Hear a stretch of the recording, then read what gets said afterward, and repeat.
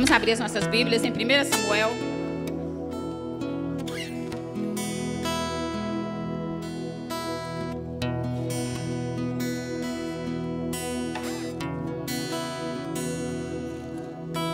Samuel. Amém? Quem leu pelo menos um pedacinho da Bíblia hoje? Muito timidamente algumas pessoas leram, né? Se você leu hoje, você vai ler de novo. Se você não leu, está na hora de ler a palavra do Senhor nessa noite. Amém? 1 Samuel 1. Houve um homem de Ramataim, Zofim, da região montanhosa de Efraim, cujo nome era Elcana, filho de Jeroão, filho de Eliú, filho de Tou, filho de Zufi, Eframita. Tinha ele 2 mulheres, uma se chamava Ana e a outra Penina. Penina tinha filhos, Ana, porém, não os tinha. Este homem subia da sua cidade de ano em ano a adorar e a sacrificar o Senhor dos Exércitos em Siló. Estavam ali os 2 filhos de Eli, como sacerdotes do Senhor. No dia em que Elcana oferecia seu sacrifício, dava a eles porções deste a Penina, sua mulher, e a todos os seus filhos e filhas. A Ana, porém, dava porção dupla, porque ele a amava, ainda mesmo que o Senhor a houvesse deixado estéril. A sua rival a provoca excessivamente para o irritar, porquanto o Senhor lhe havia cerrado a madre. E assim o fazia ele de ano em ano. Todas as vezes que Ana subia à casa do Senhor, a outra a irritava, porque chorava e não comia. Então Elcana, seu marido, lhe disse: Ana, por que choras? E por que não comes? E por que estás de coração triste? Não te sou eu melhor do que 10 filhos? Após terem comido e bebido em Siló, estando ali o sacerdote, assentado numa cadeira junto a um pilar do templo do Senhor, levantou-se Ana e com amargura de alma orou ao Senhor e chorou abundantemente. E fez um voto dizendo: Senhor dos Exércitos, se benignamente atentares para a aflição da tua serva, e de mim te lembrares da tua serva, de não se esqueceres e lhe deres um filho varão ao Senhor, o darei por todos os dias da sua vida, e sobre a sua cabeça não passará navalha. Desmoronando-se ela por orar perante o Senhor, passou ali Eli e observar os movimentos dos lábios, porquanto Ana só no coração falava, seus lábios se moviam, porém não se lhe ouvia voz alguma. Por isso Eli a teve por embriagada. E ele disse: Até quando estarás tu embriagada? Aparta-te de ti esse vinho. Porém Ana respondeu: Não, Senhor meu, eu sou mulher atribulada de espírito, não bebi nem vinho nem bebida forte, porém venho derramando a minha alma perante o Senhor. Não tenha, pois, a sua serva por filha de Belial, porque pelo excesso da minha ansiedade e da minha aflição é que tenho falado até agora. Então lhe respondeu Eli: Vai-te em paz, e o Deus de Israel te conceda a petição que lhe fizeste. E disse ela: Ache a tua serva mercê diante de ti. Assim a mulher se foi, seu caminho comeu, e o seu semblante já não era triste. Amém? Vamos até aqui. A história de Ana, eu acredito que todos vocês já conhecem a história de Ana. Essa mulher excepcional, que nos ensina, na verdade, que às vezes, por mais difícil que seja a situação que a gente esteja vivendo, a gente tem um Deus, o qual a gente clama, o qual a gente leva a nossa petição, e Ele está pronto para nos ouvir, e talvez mudar a nossa situação, mudar a nossa história. E é essa mesma Ana, né, que nós vamos trazer, que ela possa falar, que o Senhor possa falar através da vida de Ana nessa noite aos nossos corações. E nós vamos falar como era a vida de Ana, como tudo começou e como tudo terminou. Porque na verdade Ana nos ensina várias coisas que nós vivemos, passamos por ela da mesma forma, mas às vezes nós não temos tido a mesma atitude que Ana teve diante da situação que ela vivia. Então ela tem muito para nos ensinar nessa noite. Na verdade, a palavra fala que Elcana, o marido de Ana, ele tinha o quê? 2 mulheres, né? Então quando a gente começa a ver a história de Ana, a gente começa a ver a gente começa a observar que algo, na verdade, já não era tão correto. Tinha algo fora da normalidade, do padrão daquilo que o Senhor, da proposta do Senhor para a nossa vida. Que o Senhor, na verdade, criou o quê? Para que o homem tivesse uma mulher, né? E aqui já começa a história de Elcana falando que, na verdade, ele tinha 2 mulheres, Ana e Penina. E uma podia ter filho e a outra não. Na verdade, quando a gente fala da história de Ana, a gente vê hoje, na verdade, são casos mais raros. As pessoas não veem da forma que via antigamente, mas, na verdade, na época de Ana, a mulher que não gerava filhos, ela era discriminada, ela era vista de uma outra forma. Ela era, na verdade, apontada como uma mulher que não podia dar continuidade à geração do marido. E aqui fica muito claro que, na verdade, Elcana tinha Penina, como é citada aqui, na verdade, Penina uma única vez. Ele tinha Penina, na verdade, fica muito claro o texto, para ter filhos. Porque a palavra de Deus fala que Elcana amava Ana, mas tinha filhos com Penina. Ana não podia ter filhos. Isso nos traz, na verdade, para falar que, na verdade, ter filho, simplesmente, se a gente for olhar, cachorro tem, gato tem, animal tem. E Penina, na verdade, estava ali porque era interessante, era importante para Elcana ter alguém que desse a ele filhos. Mas Ana, na verdade, Ana sofria.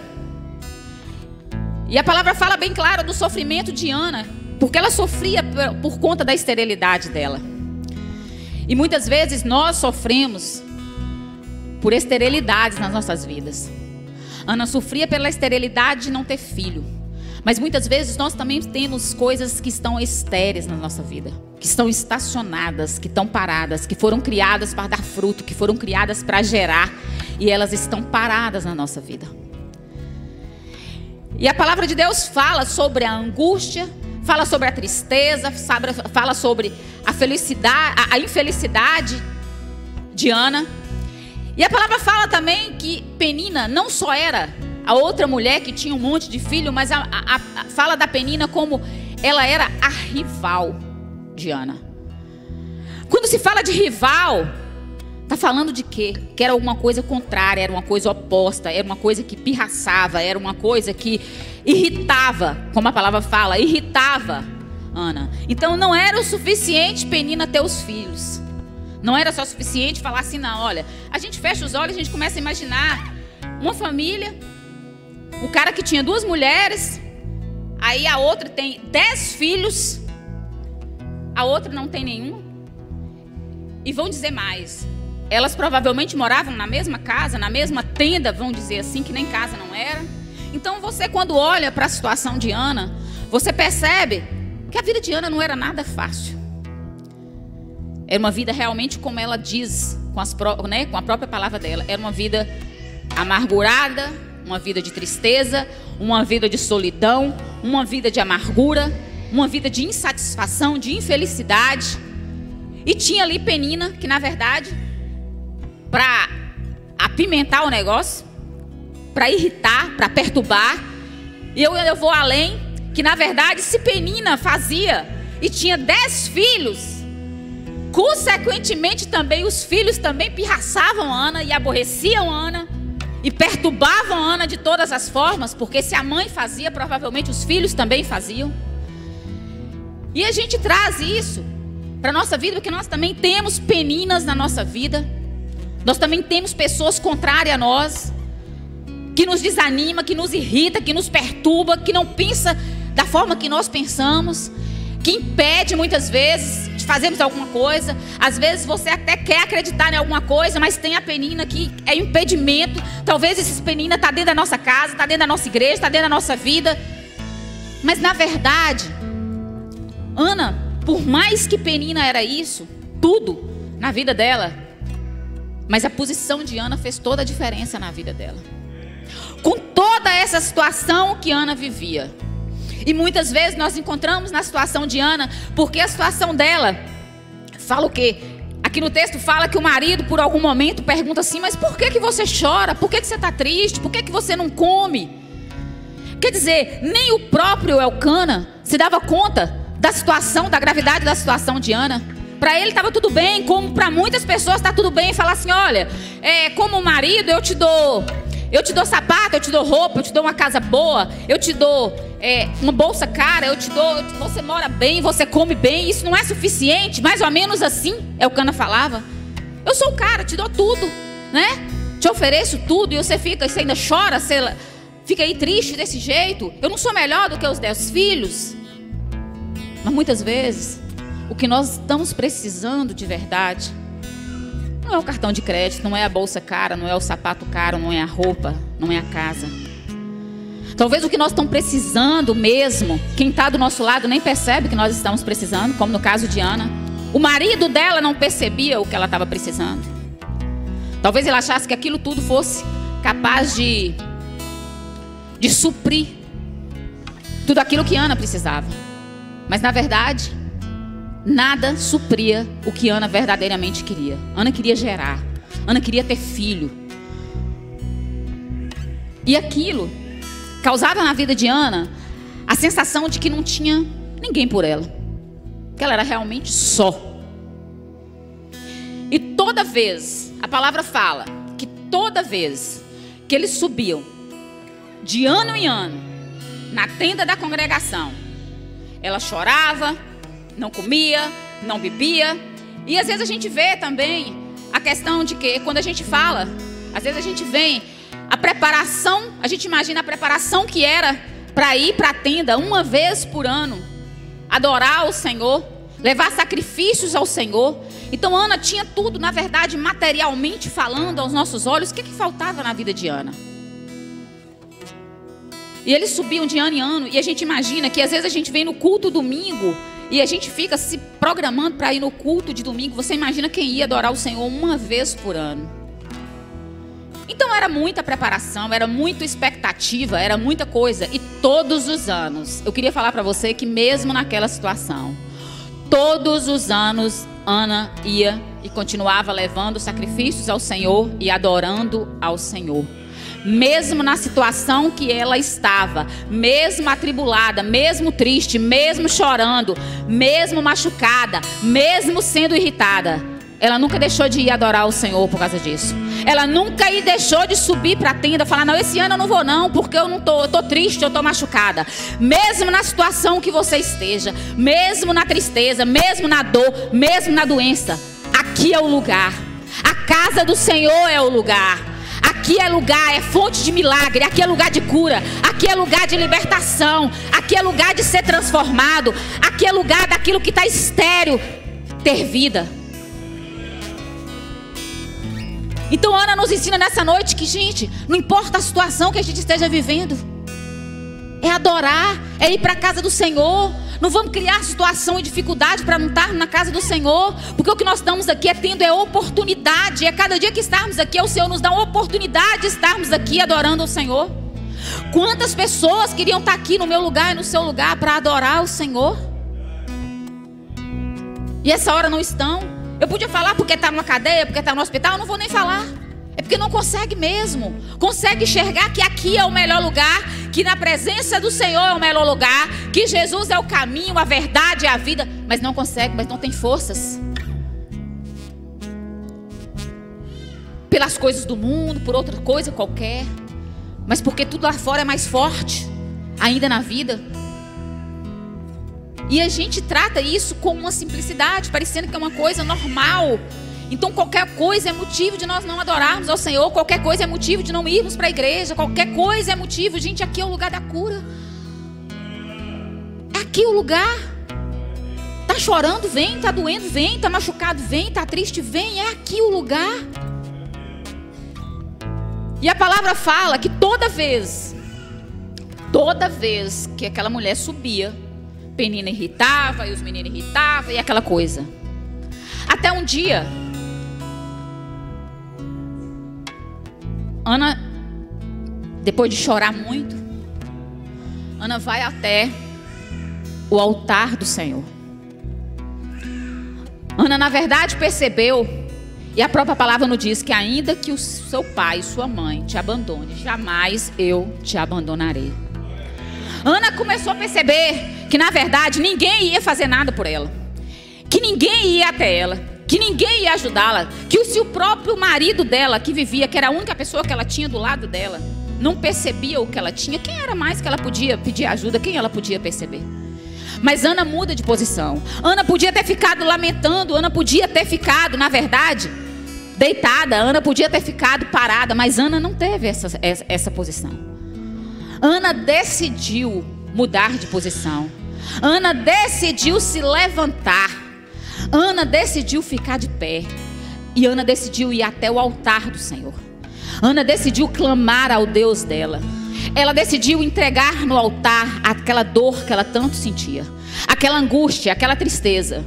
E para completar, o sacerdote Eli chega até Ana e acha que Ana está embriagada, que Ana está bêbada. Meus irmãos, na verdade, eu acredito que naquele momento que o sacerdote fala aquilo com ela, até quando você vai continuar bebendo dessa forma? Até quando você vai continuar dessa forma? Eu acredito que, além de Penina, além de Elcana, aí é o sacerdote dela, que anos e anos, ela naquela situação de chegar, chorar, não comer, não beber, entristecida, amargurada, mas ele não se deu conta. Ele não se deu conta da situação que Ana estava, que Ana chegava na tenda para adorar o Senhor. E ele confunde, ele acha que ela está embriagada. Então naquele momento, na verdade, eu acho que ela pôde perceber que realmente era ela e o Senhor. Mas eu queria te dizer também que mesmo naquela situação, mesmo o sacerdote Eli talvez tendo sido omisso, talvez mesmo ele não tendo, na verdade, percebido que a dor de Ana era tamanha, quando o marido não preocupou, quando ele em nenhum momento, aqueles anos todos, preocupou, minha filha, o que você tem, o que... E ela também nunca mudou da posição, ficava quieta no canto chorando. Mas mesmo no papel dele, eu queria dizer que o sacerdote tem autoridade sobre a sua vida. Porque mesmo naquela situação, quando o sacerdote libera a palavra sobre a vida dela, então que seja atendida a sua petição. A palavra fala que Ana volta para casa, ela se derramou no altar. O pastor liberou sobre a vida dela aquilo que ela tinha pedido. A palavra fala que ela volta para casa e que ela e o marido conceberam a um filho. Naquele mesmo dia, naquela mesma noite, Ana recebe aquilo que ela tanto buscava. A palavra fala que Ana voltou, ela comeu, ela bebeu. A fisionomia dela não era mais a mesma. Ana, na verdade, era uma outra mulher. A partir do momento que Ana se levantou, ela mudou de posição. Ela mudou de atitude. Talvez você está com alguma coisa aí. Talvez você está com uma coisa guardada. Às vezes você está passando por uma situação e que às vezes quem está do nosso lado não percebe aquilo que nós estamos passando. Mas eu queria te dizer, meu irmão, nessa noite que ainda que você esteja nessa situação, achando que ninguém lembra de você, ou que ninguém está percebendo o que você está sentindo, ou que ninguém está notando aquilo que você está sentindo, eu queria te dizer nessa noite que o Senhor está. Então muda de posição, muda de posição. Você sabe onde é o lugar de buscar seu milagre. Você sabe onde é o lugar onde que Deus pode mudar a situação. Eu não sei qual é, eu não sei o que é. Eu não sei se tem algo estéril, eu não sei se tem algo sem funcionar, eu não sei se tem algo acontecendo, seja em qualquer área da sua vida. Mas você conhece. Como Ana conhecia, você também conhece. Muda de posição. Não espere que ninguém vá até você. Não espere, não resmungue, não lamente, não murmure. Mas levante e venha até o altar do Senhor. Derrame no altar do Senhor tudo aquilo que te angustia, tudo aquilo que te entristece, tudo aquilo que te desanima, tudo aquilo que impede. Porque na verdade, o nosso inimigo tem prazer em ver a gente nessa situação. Porque quando nós estamos assim, nós não produzimos, nós não geramos nada, nós não acabamos não fazendo nada, nós não fazemos nada por nós mesmos, nós não fazemos nada pelo outro, para quem está aí na sua volta. E o Senhor não nos chamou para ficar sentado, o Senhor não nos chamou para ficar chorando e lamentando, mas o Senhor nos chamou para dar fruto, o Senhor nos chamou para gerar, como Ana foi chamada para gerar. Eu queria dizer para você nessa noite que Ana, quando Samuel nasce, Ana tinha feito um voto, como nós lemos aqui, que se ela tivesse um filho, varão, menino, ela devolveria ao Senhor, na casa do Senhor, e na cabeça dele não passaria navalha. A questão do cabelo não passar navalha, a única coisa que significa, irmãos, era que aquela criança ia ser consagrada, uma criança separada. O cabelo grande era só um símbolo, era só para o mundo saber que aquela criança era separada e era diferente. E passou, Ana teve, e a palavra fala, você vai continuar lendo depois, leia em casa. A palavra fala que depois que Samuel nasceu, Ana ficou 1 ano sem levar Samuel, porque Samuel ainda estava pequeno, mamando. Então Ana decide esperar um pouco, mais um pouco, até desmamar o menino. Mas no ano seguinte, Ana se prepara para levar Samuel. E eu queria dizer para você que naquele mesmo lugar, naquela mesma tenda, mesmo com o marido que não percebia o que ela sentia, mesmo que o sacerdote não percebia o que ela sentia, mesmo que as pessoas estavam do lado dela não percebendo o que ela sentia, mas naquela tenda, aquela noite, aquele lugar que Ana sobe para adorar, Ana chega lá para entregar no altar do Senhor nada mais, nada menos, nada mais do que ninguém, do que o profeta Samuel. Não foi qualquer coisa, não foi qualquer pessoa, não foi de qualquer maneira, mas foi debaixo da lágrima, foi debaixo da clamor, foi debaixo da oração, foi debaixo da persistência, foi debaixo da perseguição. Foi assim que Ana gerou o profeta Samuel.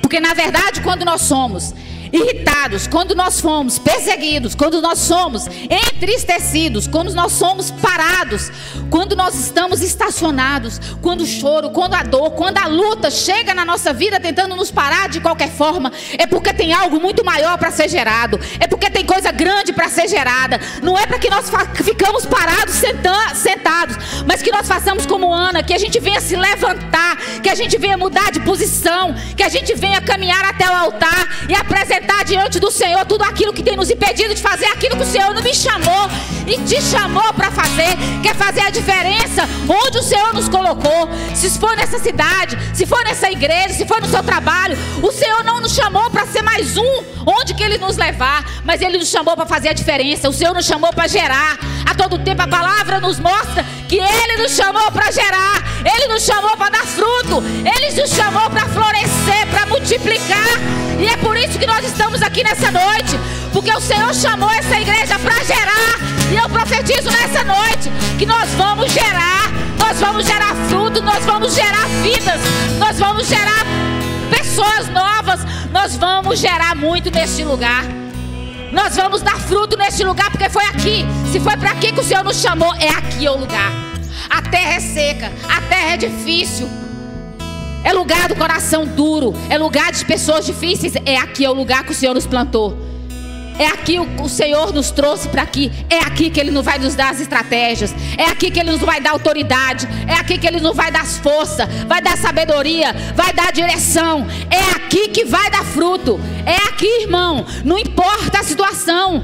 Ana, na verdade, ela não via possibilidade nenhuma mais. Não tinha nada em volta dela para crer. Não tinha nada que fizesse ela nada que motivasse. Ela olhava em volta, não tinha nada para fazer ela crer que algo podia ser diferente.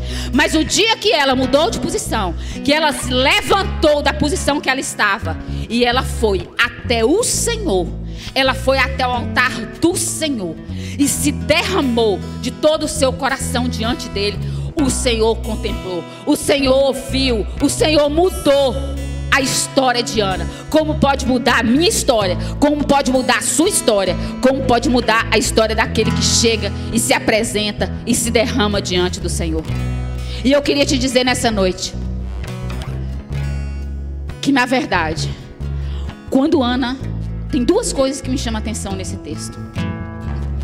Quando Ana chega para se derramar diante do Senhor e colocar diante dele toda aquela situação dela, tudo que ela vivia, tudo que ela passava e tudo que ela desejava no seu coração. ela vem para pedir o Senhor, ela vem para clamar ao Senhor, ela vem para se derramar ao Senhor. Mas eu percebo também que quando Ana fez o voto, que ela entregaria aquilo que o Senhor desse de volta no altar, ela entregaria para a casa dele. Irmãos, a atitude de Ana nos chama a atenção, porque nós temos uma facilidade de pedir, nós temos uma facilidade de clamar, nós temos uma facilidade de clamar ao Senhor, de apresentar ao Senhor as nossas coisas, mas nós temos dificuldade de entregar ao Senhor. Nós temos dificuldade de entregar tudo que é valioso, nós temos dificuldade de entregar ao Senhor. Nós vimos isso no decorrer da Bíblia. Nós podemos ver várias situações, a dificuldade de entregar, de devolver ao Senhor. E quando eu falo da entrega, Ana não entregou qualquer coisa, Ana não entregou qualquer pessoa. Ana não tinha 10 filhos, Ana tinha 1. Até o momento que Ana entregou, Ana tinha 1 filho. Era o que ela tinha. Ela não tinha 10 e ficou 9, como a Penina tinha. Ela não tinha 2, entregou 1 e ficou 1. Ela entregou tudo que ela tinha. Ela entregou tudo. Ela devolveu tudo. Ela entregou o que ela tinha de melhor, porque era o tudo que ela tinha. Ela devolveu no altar do Senhor. E eu queria que nessa noite você entendesse. Entrega tudo no altar do Senhor, meu irmão. Não tenha medo de entregar. Não tenha medo de entregar, seja o que for, no altar do Senhor. Seja ele o que for, seja o problema que for, seja seu filho, seja seu esposo, seja seu casamento, seja sua situação financeira, seja qualquer tipo de relacionamento que você tenha, seja o que for, seja de material, por mais valioso que seja, quanto mais importância para você tem, com toda certeza valioso é. Entrega no altar do Senhor. Entrega no altar do Senhor. Se nós fecharmos os nossos olhos e imaginar Ana caminhando com um filhinho de 2, 3 anos na mão, levando pela mão e devolvendo no altar do Senhor, eu imagino a alegria, mas eu imagino também a tristeza, a dor, a dificuldade, mas a certeza, a convicção de que estava sendo entregue no melhor lugar, no lugar mais seguro, no lugar mais certo, no lugar de maior segurança que ela podia estar. Não foi à toa que ele se tornou o que ele se tornou. Porque na verdade, quando o Senhor falou que antes que nós nascêssemos ele já nos conhecia, como o Senhor fala com o profeta Jeremias.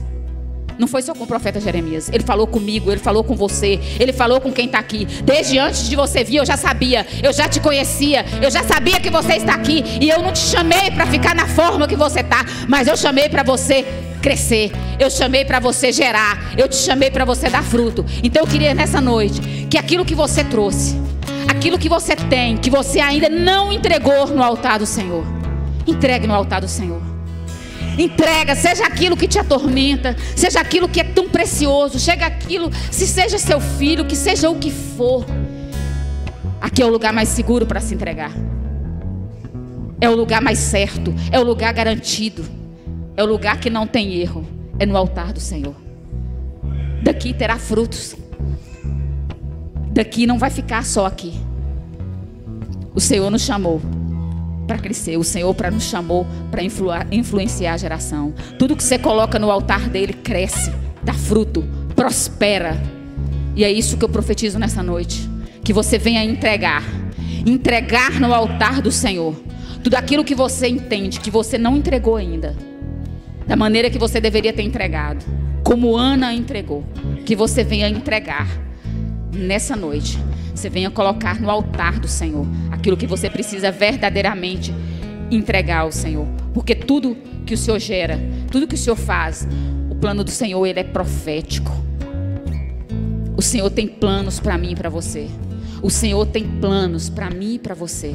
O Senhor, na vida de Ana, o Senhor tinha projeto, o Senhor tinha plano. O Senhor já sabia quem seria Samuel. Isso que você está passando, o Senhor está vendo. Como o Senhor estava contemplando a dor de Ana, Ele também tem contemplado aquilo que você tem vivido. Ele também tem visto, ainda que ninguém tenha visto. Então não saia daqui duvidando nessa noite que o Senhor não tem visto, que o Senhor não tem assistido, que o irmão não tem percebido, que sua esposa não tem percebido, que seu marido não tem percebido, que o pastor não tem percebido.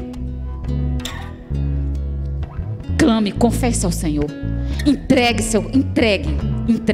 Entregue como Ana entregou o Samuel no altar do Senhor. Amém? Eu queria que você ficasse de pé nessa noite.